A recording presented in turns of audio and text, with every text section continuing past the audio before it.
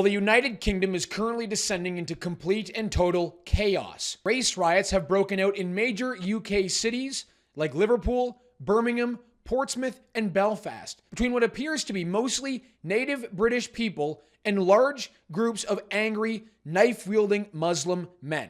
Now, anyone paying attention to what has been going on in the UK over the past 6 or 7 years could easily tell you that something like this was always going to happen. The UK has opened the floodgates to mass immigration, especially over the last few years, mostly from the Muslim world. Millions of people have entered the UK, legally and illegally, with completely opposite cultural values, and oftentimes hostile cultural values to that of the native British people. And just like in Canada, the opposition to record levels of mass immigration is never met with equal levels of concern by the government. In fact, any opposition to mass immigration, whether it be in Canada, the United Kingdom, or any other Western nation, is either completely ignored or worse, it's used to silence the people speaking out by labeling anyone who raises any concern over immigration as a racist, a far-right agitator, or a xenophobe.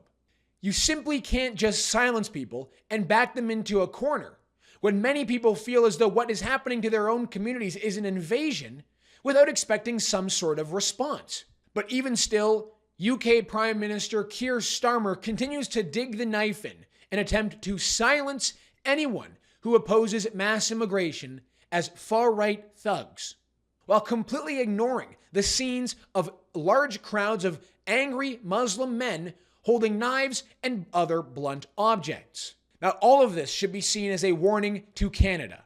If we do not course correct in our country with mass immigration, and if our government doesn't address the concerns of so many peaceful and well-meaning Canadians who simply want to slow down mass immigration, something like this could happen here in our country as well. Before we get into the show, be sure to drop a like on this video, help us out by subscribing to the True North YouTube channel, and the comment question for the episode is this: could anti-immigration race riots break out in Canada? Let me know your answer in the comment section below, and let's get into it. Well, we start with some of the shocking scenes coming out of the UK as race riots have broken out in major cities. This was the scene in Birmingham yesterday when a large group of Muslim men decided to smash up a pub full of people inside simply minding their own business. Somebody came out of the pub to confront the protesters, and this is what followed.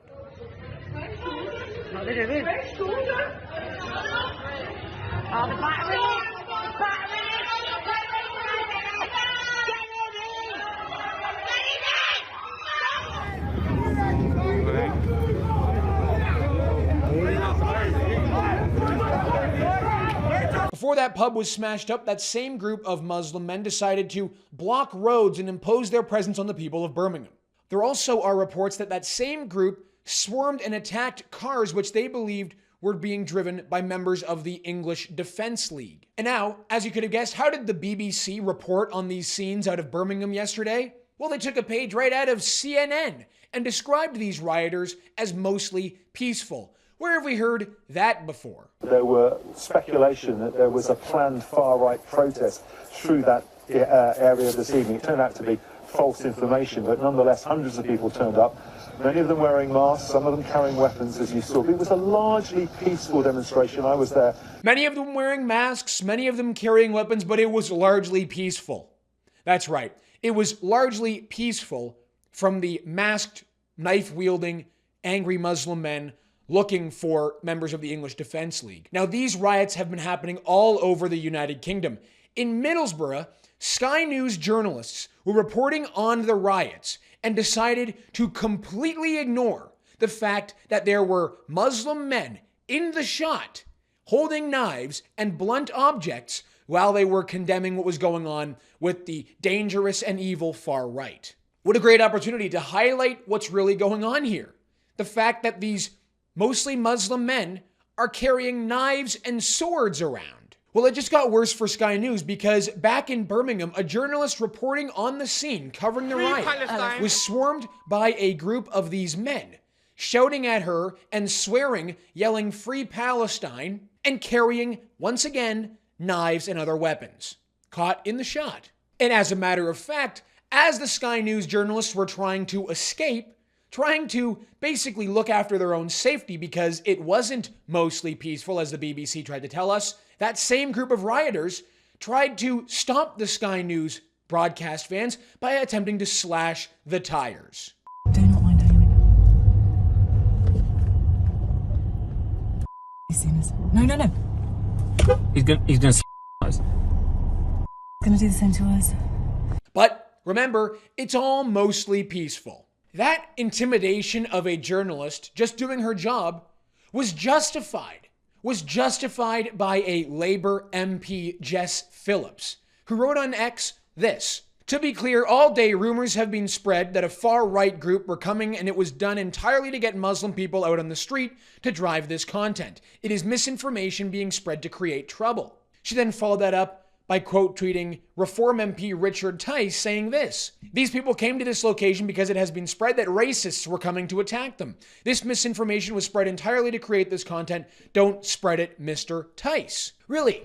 The gun signs, the people in that video that you could see holding knives, that was all because misinformation was spread that racists were going to be there? UK Prime Minister Keir Starmer and his Labour government have decided that the way to approach this situation, much like the UK media have decided to approach this situation, is to demonize and attack the British people who have legitimate concerns over mass immigration.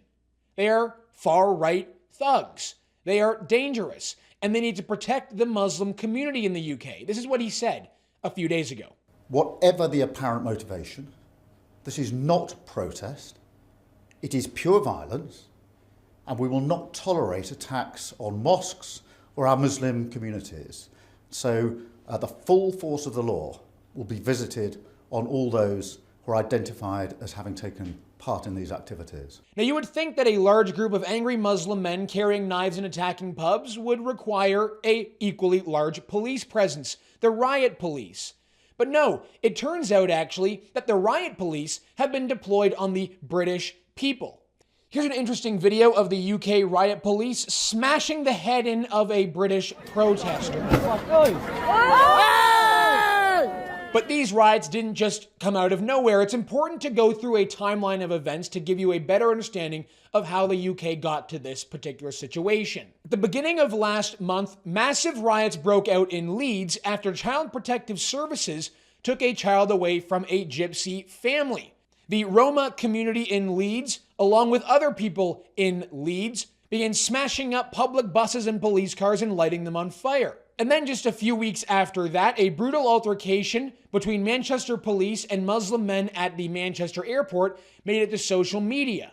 After a fight broke out between Manchester police and this group of Muslims, in which the nose of a female police officer was broken and several punches were thrown, then video was released showing one of these Manchester police officers stomping on the head of this man who was on the ground, sparked riots and protests in Manchester. After riots in Leeds and the massive protests in Manchester after what many in the Muslim community felt to be a textbook case of police brutality, a brutal stabbing attack in Southport at a Taylor Swift-themed dance party which left 3 young girls aged 9 to 11 killed, triggered massive protests and riots. News immediately began circulating on social media that the 17-year-old who went on this stabbing spree was a migrant who crossed the English Channel on a boat, circulated social media, and triggered these riots. In reality, that 17-year-old was born in Wales to a Rwandan family.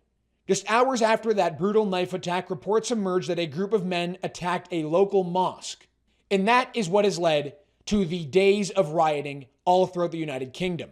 Meanwhile, leading up to this, in Ireland, Irish people have decided that enough is enough, and they have now been protesting and rioting themselves, demanding that the Irish government control mass immigration. This was the scene in Belfast just a few days ago when rioters attempted to light a police SWAT van on fire. The Labour government has decided that the people who need to be cracked down on are the British people, who have been swept up in anger and frustration over years and frankly decades of mass immigration without any assimilation and any control. Now, these were the scenes in Southport when protesters began taking to the streets after the news of the stabbing attack. Riot police have decided to bring down the full force of the law on British people who are protesting in the streets while seemingly ignoring the fact that there are large groups of Muslim men carrying knives and agitating people for a response. And just like we have seen from hundreds of videos out of the UK, the police are also going door to door and arresting people for leaving nasty comments on social media. The time's 20 to 3, 14:40. I'm arresting you on suspicion of improper use of the electronic communications network. I'm just What? 127 of the Communications Act, okay? So you do not have to say that may harm your defence if you don't mention one question, something which you later are in court. Anything you do say may be given evidence. Do you understand that? So I'm actually being You're arrested. going to be arrested, okay? Right, So you and- got to the police station. Right. Ask you, okay, this is in relation to some comments that you've made on a Facebook page. Okay? Oh, really? Oh, it's a Facebook crime, is it? Okay. During the vigil in Southport for the 3 girls who were murdered, Southport police arrested a man who was carrying a knife and actually attempting to attend the vigil and attack the vigil. Elon Musk has been watching all of what's been going on very closely and has been going after Keir Starmer and accusing Keir Starmer of embracing 2-tier policing. One set of rules for the British people who are fed up and extremely angry with mass immigration, and a completely different set of rules for Muslims rioting in the streets. Elon Musk responded to Keir Starmer, saying, "Shouldn't you be concerned about attacks on all communities?" Musk has been sharing videos of these armed Muslim patrol gangs attacking pubs and attacking streets, saying to Keir Starmer, "Why aren't all communities protected in Britain?" He's also made the hashtag 2-tier Keir viral. The UK media and the UK government seem to be doing everything they can to try to convince people that the only dangerous people in this situation are the very angry and frustrated British people who are protesting against what they feel is uncontrolled mass immigration with dangerous consequences, resulting in the deaths of their own people. For years, we have known about the Rochdale grooming gangs. The UK has been plagued by Islamic terrorist attacks in their cities. Entire towns don't look or feel very British anymore due to uncontrolled levels of mass immigration. And when you not only bring out the riot police to quell the anger and frustration of the British people, but also track them down in their homes for posting their own opinions on social media, what do you expect is going to happen?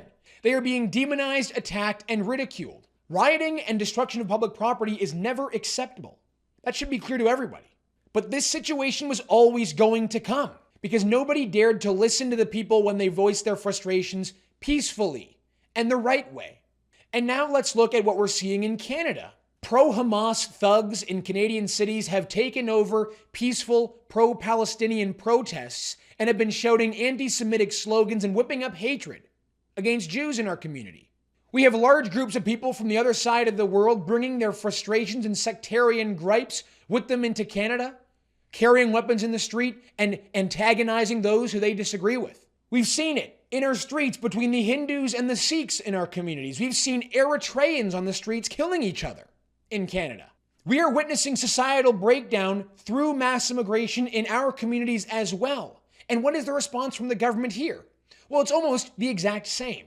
Anyone who opposes mass immigration and does so for legitimate reasons, not because they are racist or not because they are xenophobic, but because they love their country, is still attacked as racist, xenophobic, and far right. New online hate speech laws are coming into effect in our country, which will perhaps see you be put in jail for saying the wrong thing online. I urge Canadian leaders to approach this with serious caution. The answer to our economic problems is not millions of people. Canadians do not accept it. Canadians do not want it. Just like in England, just like in the UK, the majority of people in our country don't support mass immigration. So what are we doing here? The Canadian government needs to listen to the Canadian people when we say enough is enough. And the UK government needs to do the same to their own people.